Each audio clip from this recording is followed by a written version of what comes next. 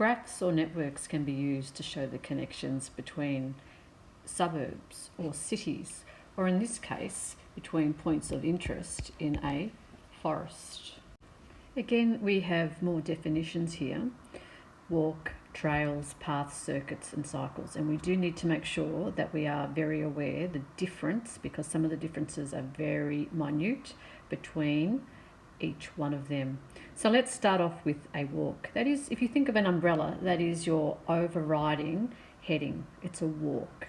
A walk, if you look at the definition there, is a sequence of edges linking successive vertices that connects two different vertices in a graph. So looking at the red, and you might need to indicate that on your notes, you can see that we start at gate 1, we go up to Fern Gully, we go down to gate 2, down to the old tree, back up to gate 2, and then back up to Fern Gully. You can see that we've used some of the vertices more than once. For example, gate 2 and Fern Gully. And we've also used some of the edges twice. So for a walk, you can start anywhere and finish anywhere, and it can be as big or as small as you like, and you can use the vertices and edges more than once.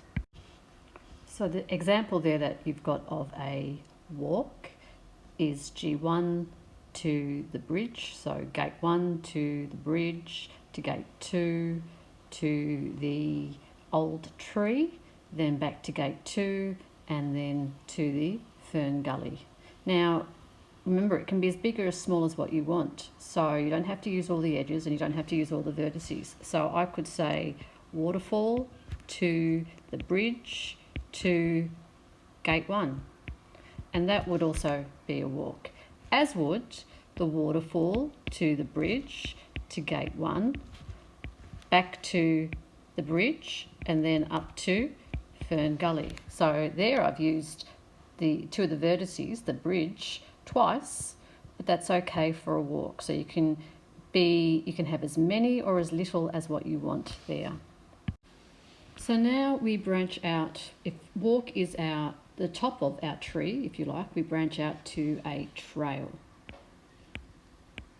So it is a walk, but what is different about a trail? Well, you cannot repeat the edges. No repeated edges. We can, however, have two of the same vertices. So if you look at this example here, we're starting at gate 1, we're going to the bridge, we're going to Fern Gully, then down to gate 2, to the old tree, back to the waterfall, to the bridge, and to gate 2. So you can see that we have used the same vertices twice, but we have not used the same edges twice. Now we don't have to use all of the edges, so a trail does not have to use everything. So another example there of a trail could simply be from the waterfall to the old tree, to gate 2, to the bridge, and there are a number more that we could list. So from our heading walk, we've previously gone to trail, where we couldn't have any repeated edges, or we could go to a path, which now means we can't have any repeated vertices. Looking at the example that we're given this time, we're starting at gate 1, we're going to Fern Gully, then we go to the bridge, then down to the waterfall, to the old tree, then up to gate 2. Now we have not used any of the vertices twice.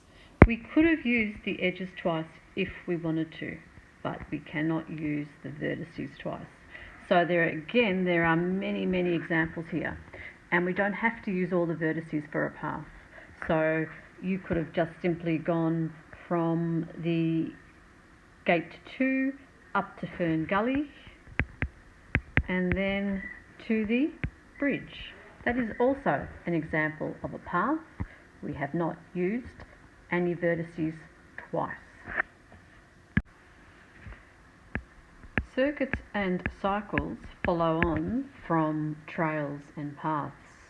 So a circuit is basically a trail that starts and ends at the same vertex. So you must begin and end at the same point. And remember, because it really is a trail, you can't have any repeated edges. So in the example that we're given here, we've gone from Gate 1 to Fern Gully, to the bridge, to the waterfall, to the old tree, to Gate 2, to the bridge, and back to Gate 1, not repeating any of the edges there. You can see that some of the vertices have been repeated, for example the bridges and Gate 1, but that's okay because they are not edges. Again, you do not have to use all of them. So another example there could be going from the waterfall, starting at the waterfall, going to the bridge, then on to Gate 1 and going back to the waterfall again. So you can see we've started and ended at the same point and we did not have any repeated edges there. Our last definition here is a cycle. Again, a cycle is something that starts and ends at the same vertex. But this time, instead of it being like a circuit, which extends from a trail where we had no repeated edges, for a cycle, it is actually a path because it has no repeated vertices, but it will start and finish at the same point. So let's have a look at the example they've given us here. Starting at Gate 2, we go to the bridge. Then we go to the waterfall, onto the old tree, back to Gate 2. So you can see there that we have not used any of the vertices more than once, only where we start and finish. We haven't used all of the vertices, we haven't used all of the edges. We don't need to do that. The main thing for a cycle is that it starts and ends at the same point and has no repeated vertices. Again, there are many that we could list here. They can be as big or as small as possible. We could start at Fern Gully and go to the bridge and then go to the waterfall, to the old tree, to Gate 1 and then end up back at Fern Gully. There are many more. See if you can list a couple. Below is a summary of what we've just talked about, but I like to see it in a flowchart. So this is the way I would prefer to represent. This is something that you should copy into your notes for future reference.